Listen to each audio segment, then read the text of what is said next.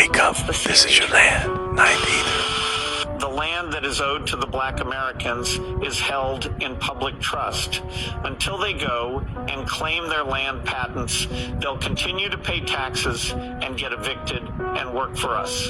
The fake ones that came down after the wars will continue to be able to claim their heritage. We passed the bills. When I was in office, we incarcerated a lot of black people after pumping drugs into their communities.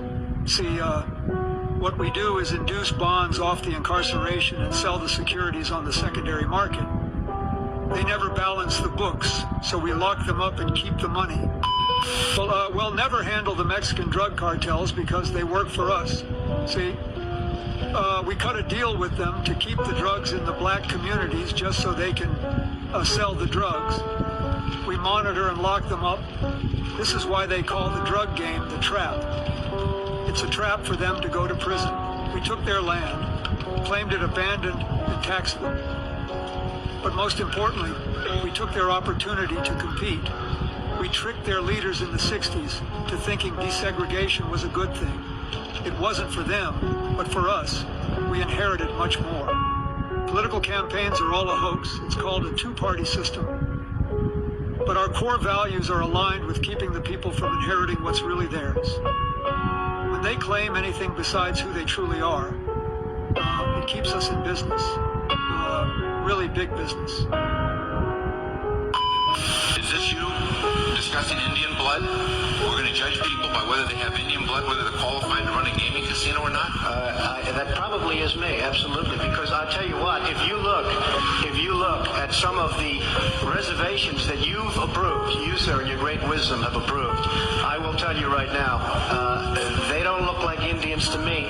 And they don't look like the Indians. Now, maybe we say politically correct or not politically correct. They don't look like Indians to me, and they don't look like Indians to Indians. And a lot of people are laughing at it, and you're telling how tough it is, how rough it is to get approved. Well, you go up to Connecticut, and you look. Now, they don't look like Indians to me, sir. I said it before, and I'll say it again. They don't look like Indians to Indians, and they don't look like Indians to me. The black people are the real Indians, not the Asian-looking casino-owning people. Let's be real, folks. Black Americans are the true American Indians. It's amazing how people believe the fabricated stories. Look at the murals in Mexico or the historical accounts of the Virginia Indians. All of the state encyclopedias describe who they were. It's obvious. I'll leave you with this name, Walter Plecker. Walter Ashby Plecker was an extremely racist American physician and public health advocate who was the first registrar of Virginia's Bureau of Vital Statistics, serving from 1912 to 1946. Plecker is responsible for the reclassification of millions of American Indians into what are referred to as black people today. The Indians were once named after their nation, tribe, or empire before terms like American Indian were even made. For instance, the Powhatan Indians were an empire, nation, confederacy, and tribe, being of mixed Iroquois and Algonquin descent. The original people of North America were a powerful and influential people.